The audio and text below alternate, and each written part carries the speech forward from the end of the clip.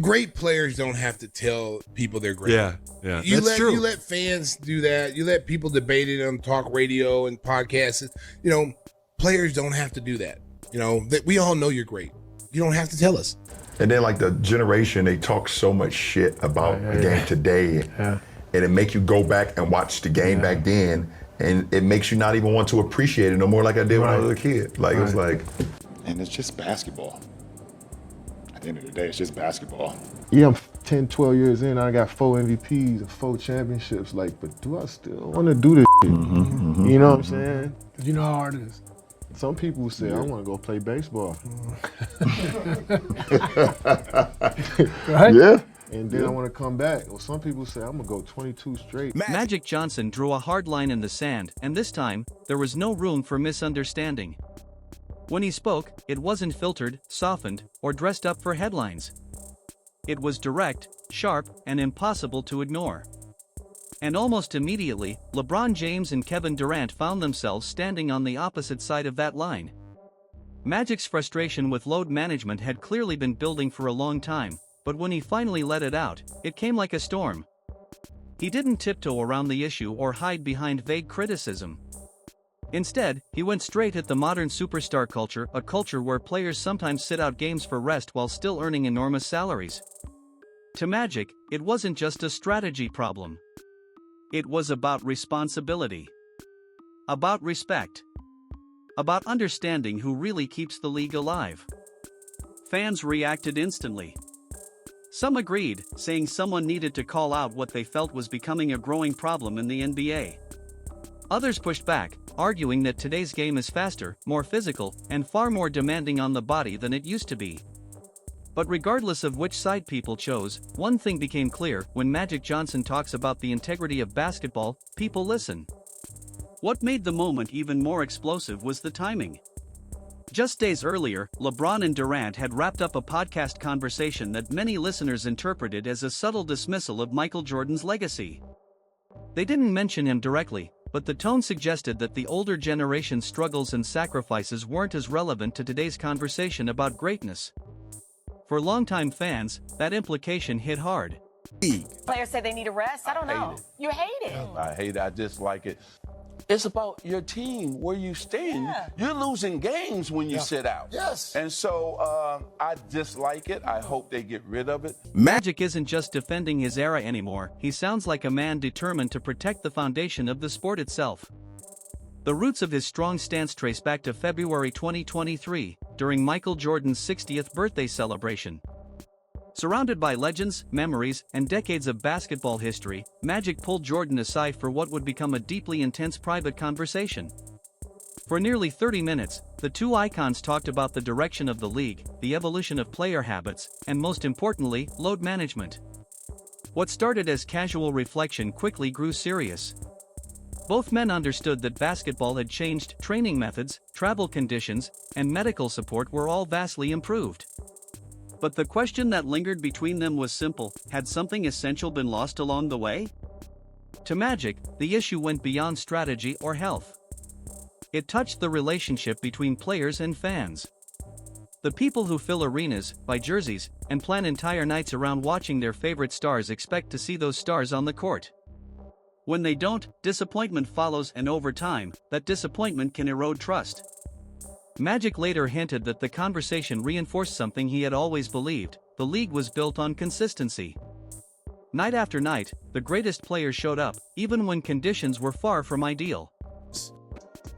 I don't know why these guys, because if you look at his record, he almost played every game like 5 or 6 times throughout his career. He didn't miss one game. Yeah. Think about the differences between eras for a moment. The legends didn't have access to elite medical technology. There were no advanced recovery labs waiting after games, no hyper-personalized sports science programs tracking every movement, and no carefully calibrated rest schedules designed months in advance. Travel was tougher. Nutrition knowledge was more limited. The physical style of play was often unforgiving. And despite earning only a fraction of what modern superstars make, those players stepped onto the court again and again. Not because it was easy, but because they believed it was part of the job. No excuses. just basketball. Years later, when Magic unexpectedly crossed paths with Jordan again in Europe, the memories of that birthday conversation resurfaced. The encounter felt symbolic, two figures who had helped shape the global popularity of the sport reflecting on where it was headed next. Then, in March 2025, Magic appeared on Byron Scott's Fast Break podcast and shared parts of what Jordan had told him. Listeners leaned in. Every word carried weight. Magic described a mindset rooted in pride, the idea that wearing an NBA jersey meant honoring the game every time you walked onto the floor. When he revealed Jordan's perspective, it struck a chord with older fans and sparked curiosity among younger ones. And just when it seemed the discussion might fade into thoughtful debate, Magic delivered a revelation that perfectly captured that old-school mentality. Within hours, conversations spread across the basketball world, igniting arguments on sports shows, social media timelines, and fan forums everywhere. Fire. We wanted to play in every game. Yeah. Pat Riley or our trainer, Gary Beatty, had to make sure that they said, no. B, don't put on your uniform. Don't come sitting on that bench because you want to play for your guys and with your guys. Mm-hmm. It's a difference now, right? And fans see it, and fans are reacting to low management. They don't get to see their stars. Then came July 1st, 2025, a date that would quietly become part of this growing narrative. Kevin Durant joined LeBron James on the Mind the Game podcast, and what sounded like a routine basketball conversation quickly turned into something far more layered. Without naming Michael Jordan, the two spoke about longevity, about the grind of staying competitive year after year, about adapting as the body changes, and about redefining what greatness looks like over time. The comments were measured, even calm, but many listeners felt there was an unmistakable implication beneath the surface. Durant talked about how demanding it is to keep playing deep into a career. LeBron responded with laughter that some interpreted as knowing, the kind of reaction that suggests an unspoken understanding between speakers. To supporters, it was simply two modern legends sharing their reality. To critics, it sounded like a reframing of history. The conversation drifted toward past retirements, and when baseball was mentioned, attention sharpened. Context matters in sports stories, and leaving it out can change how an entire generation understands what really happened. Yeah, I'm 10, 12 years in, I got 4 MVPs and 4 championships, but do I still want to do this shit? Mm-hmm. You know what I'm saying? You know how hard it is. Some people say, I want to go play baseball. Right? Yeah. And then I want to come back. Or some people say, I'm going to go 22 straight. Because the truth is, Michael Jordan's departure from basketball was never a simple career decision. It came during one of the most painful chapters of his life. That summer, his father, James Jordan, was killed in a tragic robbery. The loss shook Michael deeply. Beyond being a parent, his father had been a guiding force, someone who encouraged discipline, ambition, and belief long before the championships arrived. Stepping away from the game wasn't about losing passion. It was about processing grief and honoring a shared dream they once discussed, the idea of trying baseball. For Jordan, it became a personal journey as much as a professional one. Understanding that context transforms the story. It reminds fans that even the biggest icons are still human, shaped by moments far bigger than sports. But so let's see what Kevin Durant said right here, man. I think this was the stupidest shit. I just think he should have did a little more research, and I think that was distasteful because now MJ and his family. I think Kevin Durant should apologize for this, to be honest with you, and I think that's kind of whack. That Kevin Durant said he's a student of the game. But how did you not know this information? As clips from the podcast circulated, reactions poured in from across the basketball community. Analysts debated intent. Former players shared perspective. Fans argued over eras, toughness, and what defines true commitment to the game. Stacey King, who won 3 championships alongside Jordan, didn't hesitate to weigh in. Known for speaking candidly, he delivered a sharp response that quickly gained attention. He compared career durability, noting how rare full seasons can be and how differently expectations were once viewed. Soon after, other former players joined the conversation, each adding another layer to an already heated discussion. The debate wasn't just about statistics or schedules anymore, it had grown into something larger, a reflection on how the meaning of dedication continues to evolve in professional basketball. And as the voices grew louder, one question lingered above all the noise. Louder. And I loved it growing up. I mean, shit. They just, the older generation, they make you not want to love the game that I grew up watching. Right. Seeing, Charles Barkley play in Phoenix, like take his talents to Phoenix and help them get to the finals was like so fucking dope. And then like the generation, they talk so much shit about the game today. Yeah.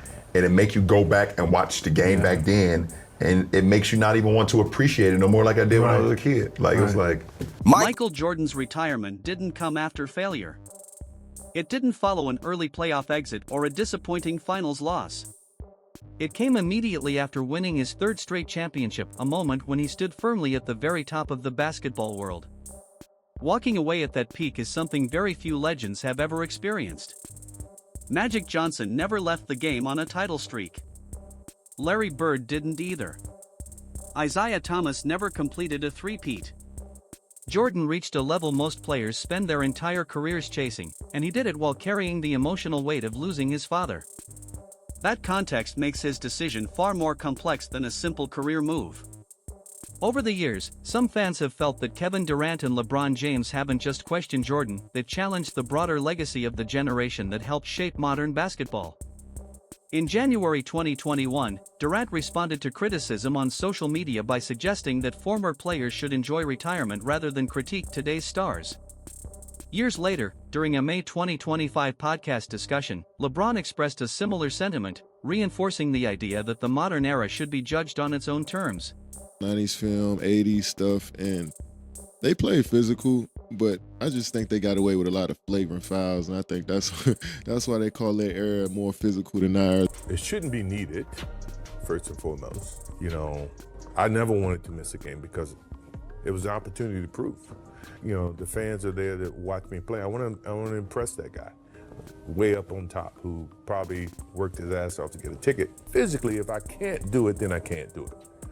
But physically, if I can do it, and I just don't feel like doing it, that's a whole different lens. That difference in perspective highlights a larger generational shift within the NBA. When former players speak about toughness or availability, some interpret it as resistance to change, while others see it as protecting the standards that built the league. Durant revisited the topic in April 2023, downplaying how physical earlier decades were compared to today's game, a comment that sparked debate among fans who remember those eras differently. Meanwhile, Magic Johnson's own career is often used as an example in these conversations. Across 13 seasons, he was known for staying on the floor whenever possible, and his career ended earlier than expected due to his HIV diagnosis, not because of scheduled rest. Even after suffering a serious knee cartilage injury early in his career, he still appeared in 37 games that season. During his 1986-87 MVP year, Magic played 80 games and consistently logged heavy minutes. Over his healthy seasons with the Lakers, he averaged about 74 games while often playing well over 36 minutes per night in the regular season and even more during the playoffs. Supporters point to that workload as evidence of a different approach to durability. When people compare eras, the contrast can feel striking. For example, LeBron James has completed one full 82-game season in his long career, a reminder of how much the league's approach to player health has evolved. Around the league, carefully managed schedules have become more common, and in 2024 no NBA All-Star appeared in all 82 games. The financial landscape has changed dramatically as well. Magic Johnson earned roughly $40 million over his entire playing career, with his highest single-season salary around $3 million. Today, individual seasons can exceed that many times over, reflecting the league's enormous growth. Magic has often framed this conversation around fan experience, emphasizing that people spend their money and time hoping to see their favorite players compete. Charles Barkley has echoed a similar idea, noting that many fans work demanding jobs yet still show up to support their teams. From that perspective, availability becomes part of the connection between players and the audience. Michael Jordan shared a comparable view in late 2025, stressing that if a player is healthy, being on the court matters. Magic has also linked player availability to overall fan engagement, suggesting that when star players miss games, it can influence how viewers connect with the sport. He has also spoken about another noticeable change: rivalries. Magic once described the Lakers-Celtics battles as deeply emotional, fueled by intense competition that captured national attention.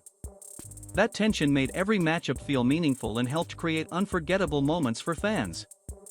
Modern player movement has added another layer to the debate. Decisions like joining new teams, forming star partnerships, or seeking better competitive situations are now common, and opinions about those moves vary widely depending on who you ask. Some see them as smart career choices, others miss the era when rivalries lasted for years without interruption. Eventually, the league itself responded to growing concerns about player participation. Beginning in the 2023-24 season, the NBA introduced a 65-game minimum for major awards such as MVP, signaling how seriously the topic was being discussed.